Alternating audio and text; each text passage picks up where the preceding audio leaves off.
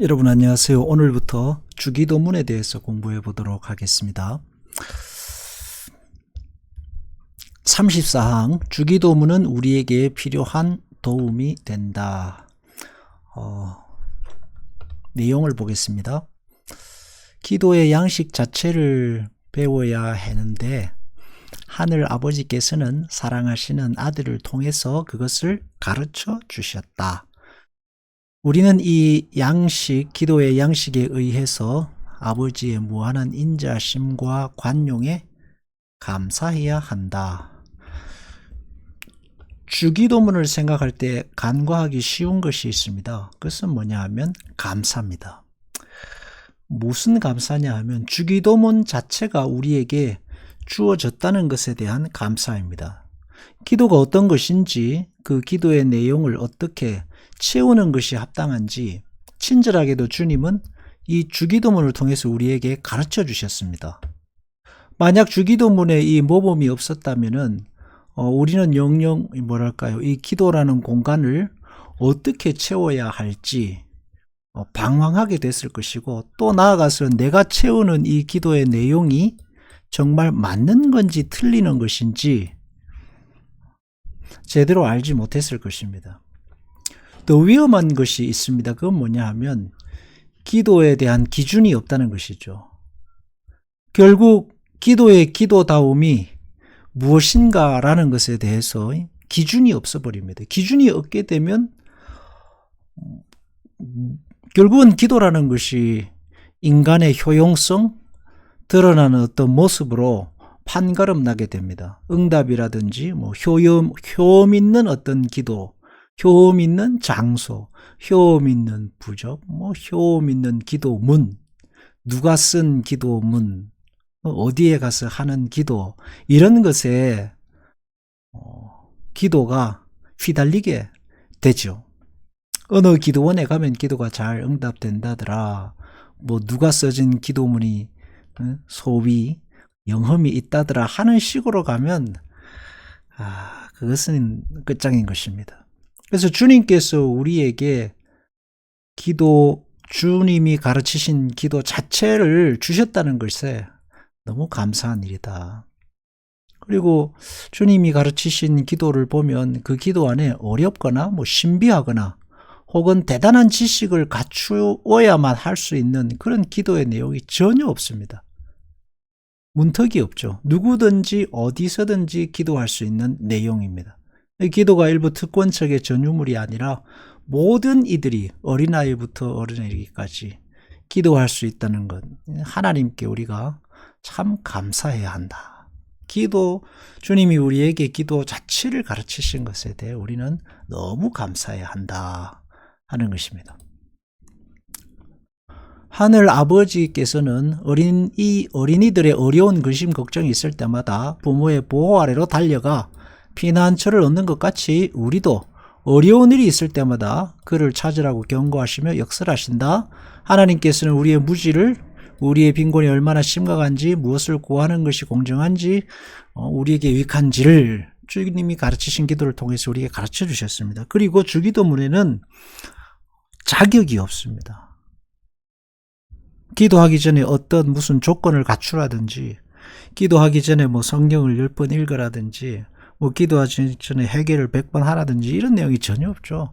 누구든지 언제 어디서든지 하나님을 피난처로 삼아서 우리의 빈곤을, 우리의 부족함을 내어놓을 수 있도록 하신 것이 주기도문입니다. 그겐 자랑이 없잖아요.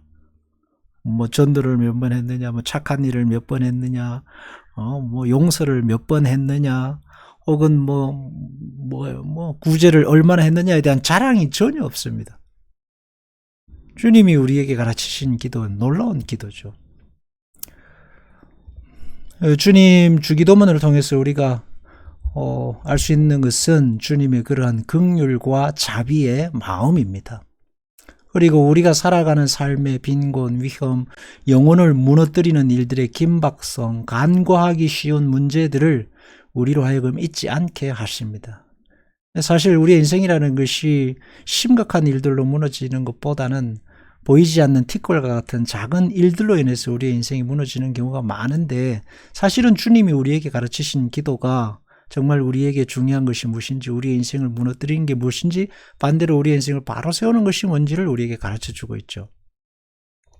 누구든지 하나님을 피난처로 삼아서 발판 삼아서 나아갈 수 있도록 하신 것이 주기도문입니다. 특권 의식도 없고 장애물이 없습니다. 오직 소망을 하나님께 가지는, 그리고 그 소망으로 기도하는 자에게 하나님께서 부으시는 충만한 은혜가 주기도문에 있다 하겠습니다.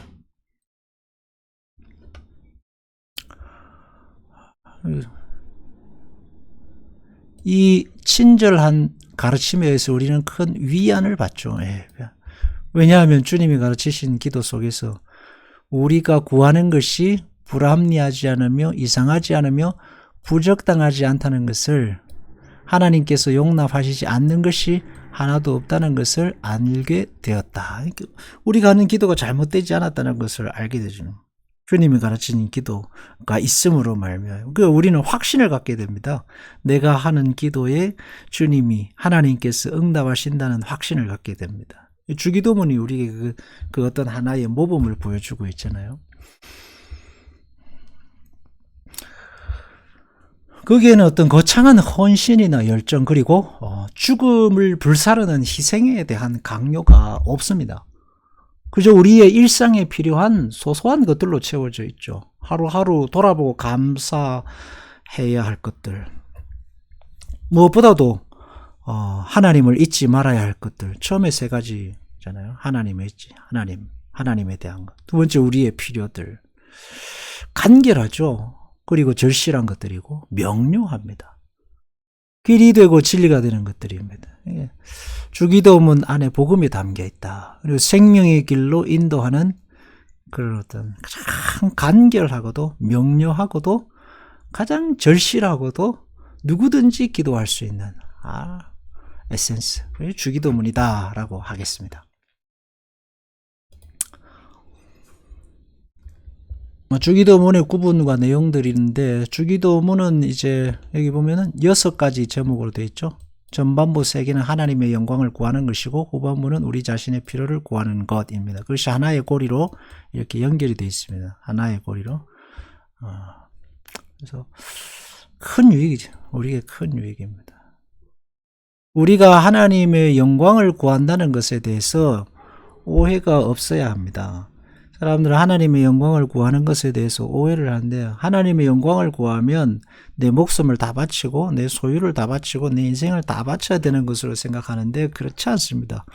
그것은 우리의 착각입니다. 하나님께는 사실 우리의 목숨이나 헌신이나 우리의 소유가 필요가 없으십니다. 왜냐하면 하나님은 모자라는 게 없으시거든요. 하나님은 무에서 유를 창조하신 분이시고, 하나님은 돌들로도 한 생명을 만드실 수 있고, 광야에서도 초장을 내시는 분이시고, 하나님은 부족함이 없으십니다. 충만하십니다. 그래서 우리가 하나님의 영광을 구한다 할 때에 나를 희생하고 나를 손해보고 내 모든 것을 바친다, 이런 오해를 할 필요가 전혀 없습니다. 오히려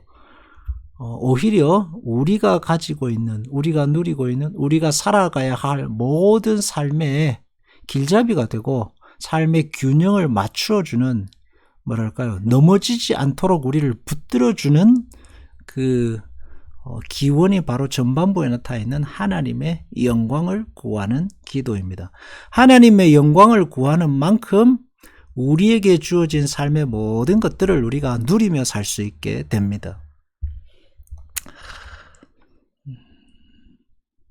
다윗과 사울을 보면 알 수 있죠. 다윗과 사울의 차이점이 뭘까요? 골리앗을 때려 눕힌 거예요? 아닙니다.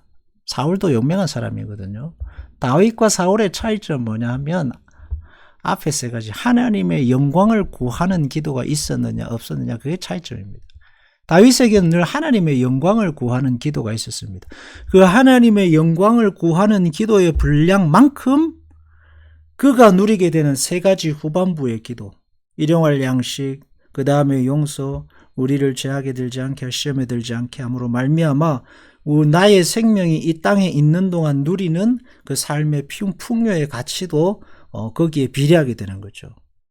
그러니까 우리가 하나님의 영광을 구하면 구할수록 우리가 이 땅에서 누리는 하나님이 주시는 은혜도 더 커지게 되는 겁니다. 사울은 어때요? 왕이 됐어요.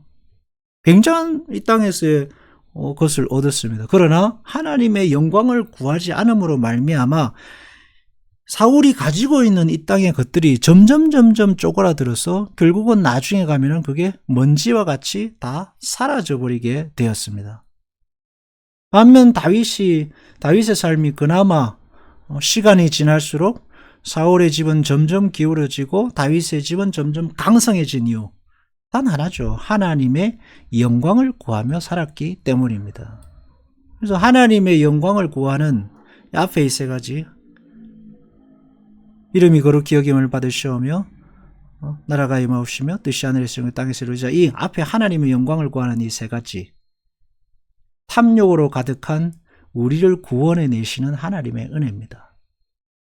하나님의 영광을 구하면 구할수록 우리는 나의 탐욕으로부터 구원받고 탐욕의 노예가 되지 않고 내가 가지고 있는 소유를 다스려 하나님이 주시는 은혜로 넉넉한 삶을 살아가게 되는 것입니다. 그게 하나님의 영광을 구하는 자의 은혜이고 하나님이 주시는 축복입니다. 그래서 우리가 하나님의 나라가 우리에게 실현되고 하나님의 이름이 높임을 받으시고 하나님의 뜻이 이루어질수록 우리의 삶이 더욱더 복된 삶으로 나아가게 된다는 건 그것입니다. 근데 늘 사탄은 우리를 이간질하죠. 기도할 때마다 하나님의 영광이라는 말을 떠올릴 때마다 내 모든 것을 희생해야 하는 것처럼 생각하는데 그것 아닙니다. 우리가 구하는 하나님의 영광만큼 우리의 삶이 더욱 풍요로워진다는 사실을 넉넉한 믿음으로 신실한 어떤 신뢰로 가슴에 품고 기도해야 하겠습니다. 주기도문이 우리에게 그것을 가르쳐주고 있습니다. 기도하겠습니다. 하나님 아버지, 하나님의 영광을 구한 만큼 우리의 삶은 풍요하고 너그러워질 것입니다. 주님, 주께서 우리에게 이 찬란하고도 간결하며 명료하고도 절실한 기도를 가르쳐 주심에 감사드리고 이 기도를 늘 가슴에 품고 어디나 언제나 기도함으로 살게 하소서. 그리고 기도할 때마다 주님께서 또 구하는 자에게 응답하여 주실 줄 믿사옵고 예수님 이름으로 기도합니다. 아멘.